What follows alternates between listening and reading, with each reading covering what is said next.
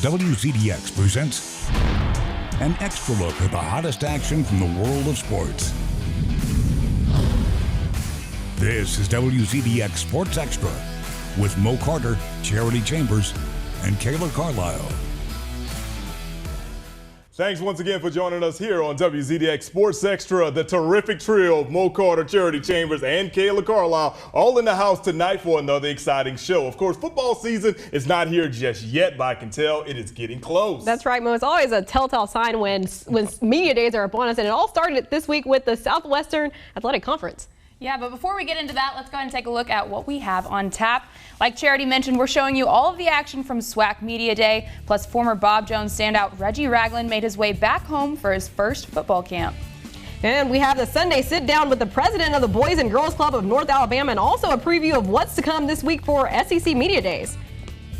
And of course, we've got the fan favorite, which is the best of the week. Now the clock is winding down as football season is almost upon us. And this week, the unofficial kickoff to the season beginning in Birmingham with SWAC Media Day. 5 new coaches will be roaming the sidelines in the conference this year, including Alabama A&M's Connell Maynor. Coach Maynor inherits a team that hasn't had a winning season since 2012. The new top dog has a strong resume when it comes to winning. And of course, turning around the one-story program on the Hill is at the top of his list this season. They can expect our guys to play hard for 60 minutes. On defense side of the ball, we're going to play hard, fly around and hit you. We're going to be aggressive when we have to. If we got the lead, we're going to sit back a little bit and force you to run some clock and take time to score. Offensively, we're going to be excited. We're going to throw it around, but we're also going to hand the ball to Bentley and those other running backs too. And also this week, 3 A&M players were selected to the preseason All-SWAC team. Vernon Mullen, Dylan Hamilton, and Jordan Bentley. Defensive standouts Mullen and Hamilton snagged first-team honors, while running back and Guntersville native Jordan Bentley was named to the second team. Bentley and Hamilton, who were both at SWAC Media Day, are looking to lead A&M to a winning season, and they say their new head coach is the man to get them there. Brings a winning mindset to practice, meetings, everything we do is all about being at the championship level. It's something that he installs in us, and it's something that we're looking forward to moving in the right direction. You know, he treats every day like a, like a championship mentality, and he wants all of us to, to keep that mentality, throughout the whole process.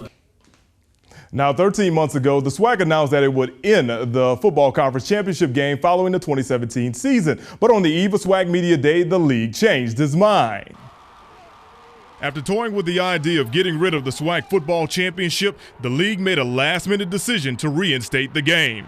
The SWAC football championship game was very important to our league and the fabric of who we are when you really dive down into our core. So the thought process was to bring it back.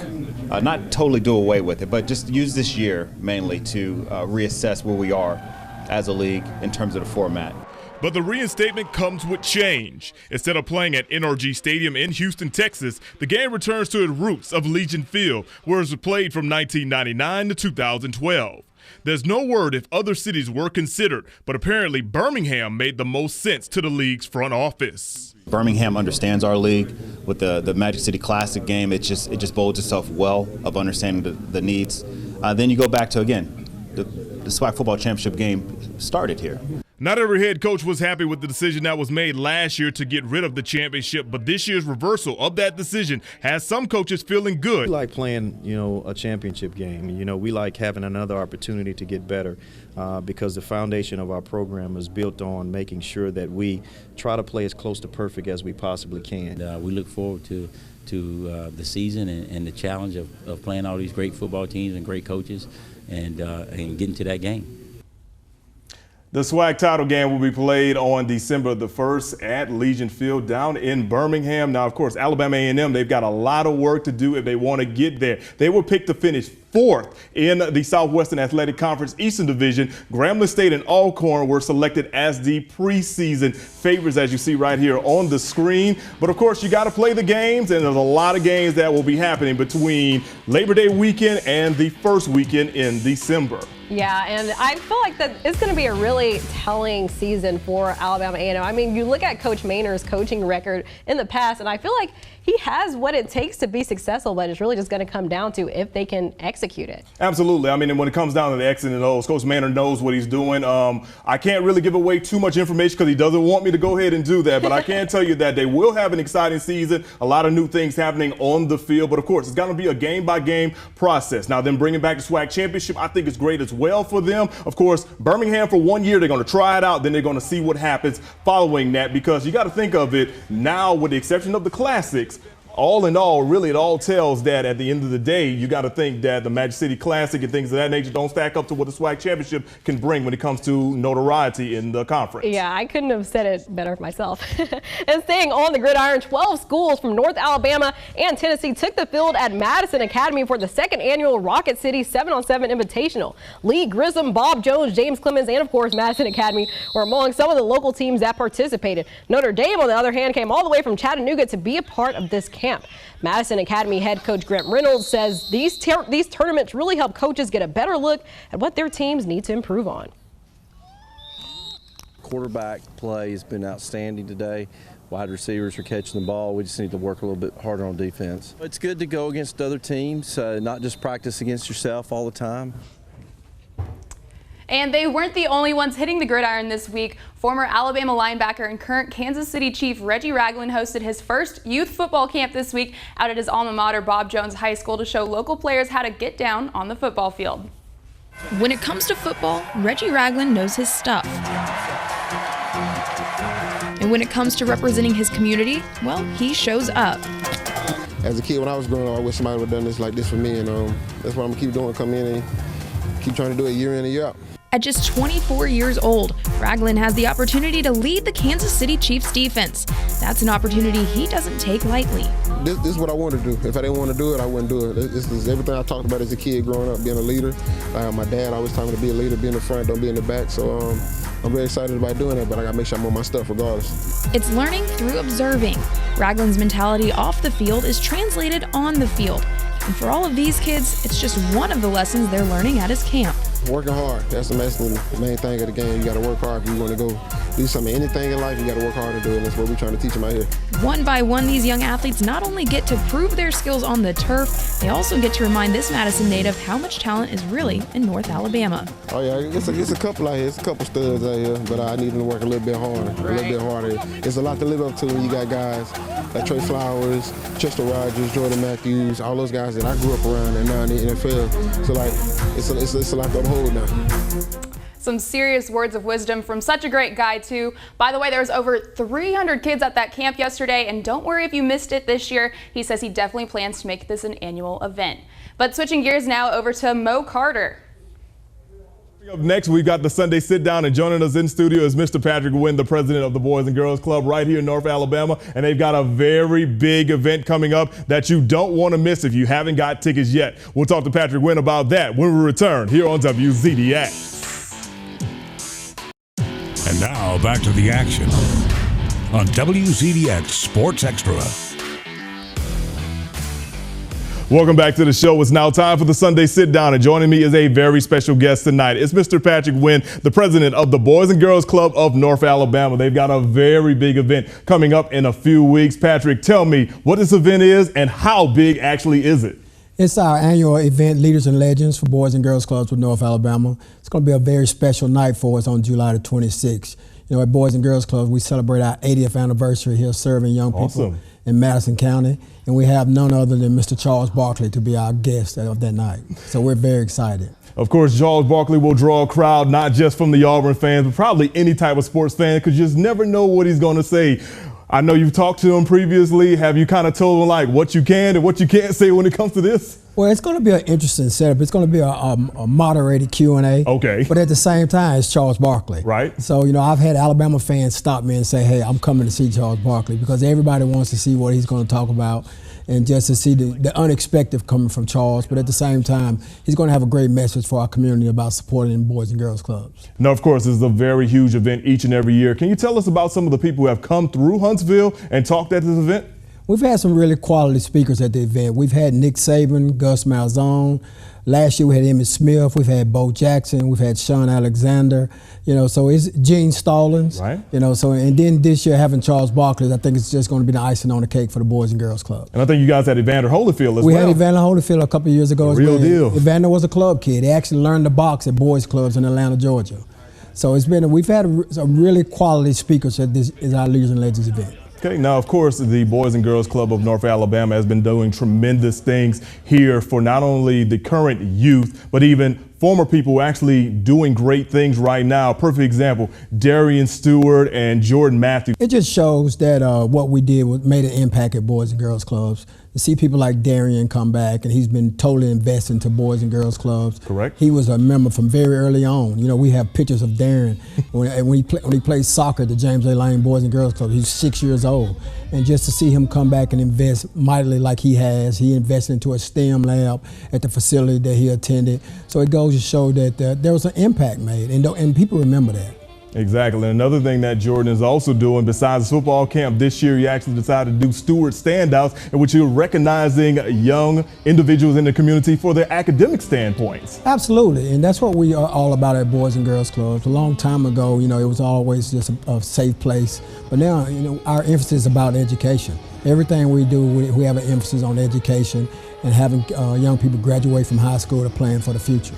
Okay, and we'll get ready to wrap some things up. Let's go back to the Leaders and Legends banquet. About 3-4 weeks ago, I was able to talk to you and also representatives from Highly Automotive. You were saying that the tickets were going fast. We're about 2 weeks away from the banquet. How are we standing as far as tickets in case somebody wants to make that last-minute purchase? Well, first of all, we'd like to thank Highly Automotive because they're our presiding sponsor this year, and it's the second year in a row they've been our presiding sponsor. So our capacity is 150 tables. We've sold 145 tables to date, so we only have 5 tables left, Mo. So it's going to be an exciting night. So we're expecting about 1,200 guests, and it's going to be a big party for Boys and Girls Club to celebrate our organization.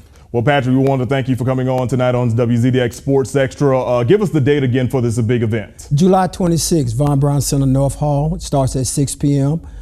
We have 5 tables left. You can call our offices at 256-534-6060. And we have to give Highly Auto a shout for being our presiding sponsor this year. All right, and also you can head over to RocketCityNow.com/sports to see all the information that he talked about in specific details. Of course, Leaders and Legends Banquet coming up in the late part of July. If you want to go, make sure you go get your tickets. If you don't go, you'll see a full recap right here on WZDX. Once again, we want to thank Mr. Patrick Wynn for coming in and talking about the Leaders and Legends Banquet, which is coming up in a few short weeks. We've got more coming your way right here on WZDX Sports Extra. Stay with us. We'll be right back. And now back to the action on WZDX Sports Extra. Welcome back. SEC Media Days begin tomorrow in Atlanta. And once again, Alabama is dealing with a few off-the-field issues heading into the sessions. Now, on Monday, Coach Saban announced that outside linebacker Vandarius Cohen was dismissed from the team due to a violation of team rules. According to the Tuscaloosa News, Cohen was arrested last week after punching a man in the face. The victim needed 7 stitches for a gash on his lip. Coach Saban released a statement about the incident saying, "Each of us has a responsibility to represent the University of Alabama in a first-class way, and failure to meet those standards can't be tolerated. We wish Vandarius the very best in the future." Things got worse for Alabama on Tuesday, especially at the linebacker spot. According to Coach Saban, Terrell Lewis tore his ACL during a summer workout last week and underwent successful surgery early in the week. A time frame for his return is still unknown. In 2017, he had 16 tackles and 1 sack. That sack occurred in overtime of the national championship game against Georgia, which caused the Bulldogs to kick a field goal.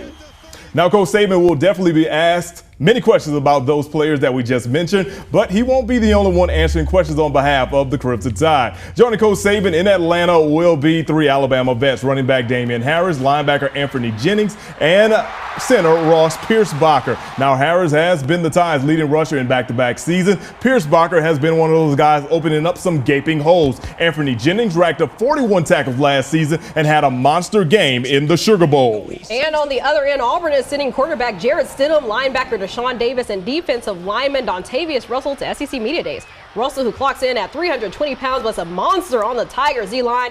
finishing 2017 with 46 tackles and 3 sacks.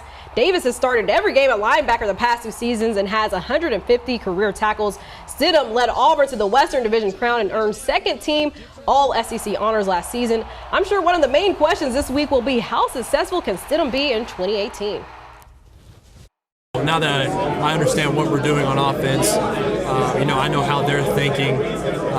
Having the ability to check plays on my own and to get us into certain things, against certain coverages or, whatever it may be. We've talked a lot about that, and I think, you'll see this year that kind of progress for myself.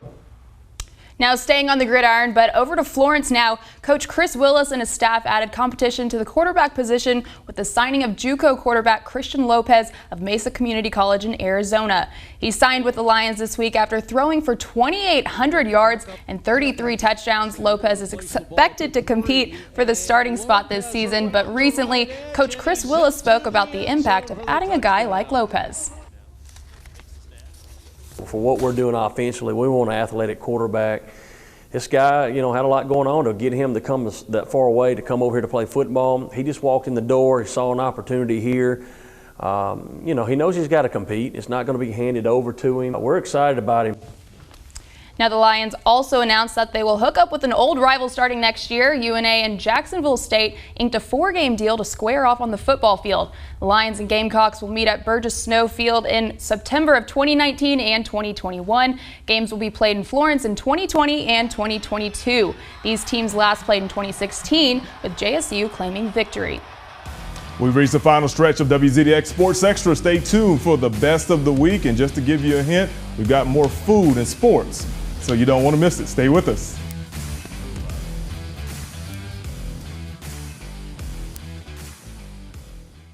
And now back to the action on WZDX Sports Extra. Welcome back, guys. For the last couple of weeks, I've been covering some local drivers from Huntsville Speedway, but it had me wondering, where do these drivers begin their careers? Well, this week I headed to the quarter midget track to find out. To start it off, the track, these kids race on a 1/20th of a mile track. Their cars look a little something like this and get started with a little help from their parents, just like that. And at the Huntsville Speedway, these youngsters race in different classes. Kids as young as 5 and as old as 16 are able to race here as well. It's fun to drive and it gets more experience. You get older and get faster classes, and I like going fast.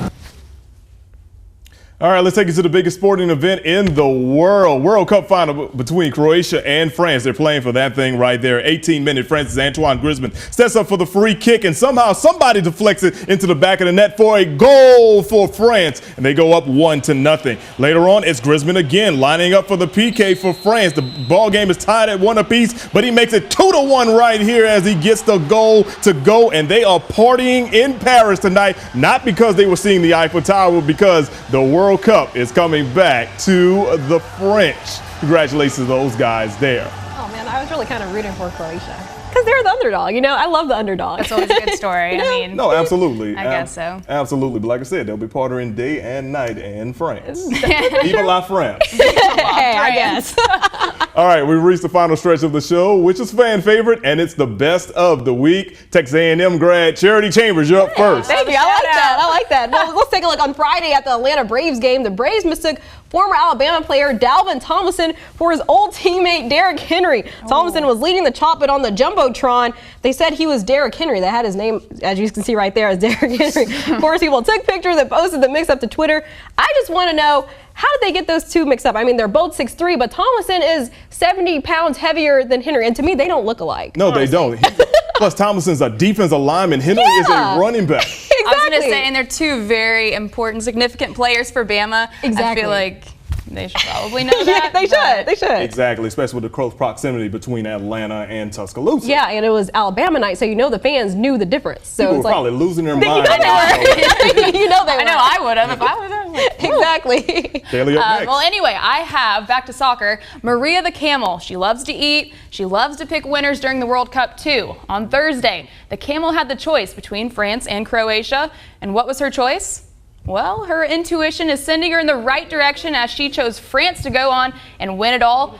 And sure enough, they did. They took home their 3rd World Cup trophy, Now, not to brag, but Maria also had France beating Uruguay in the quarterfinal and Croatia over England in the semifinal. I think she just picked whichever one was closest. You think? I think so. I kind of thought that too because they kind of walked her in towards France. So I was like, maybe she was like, oh, well, food is right there. Why would I take And how extra hungry steps was over the there? camel before she had a chance to Questions that need answers. True. I mean, I don't know that much, guys, okay? I just know what I was told.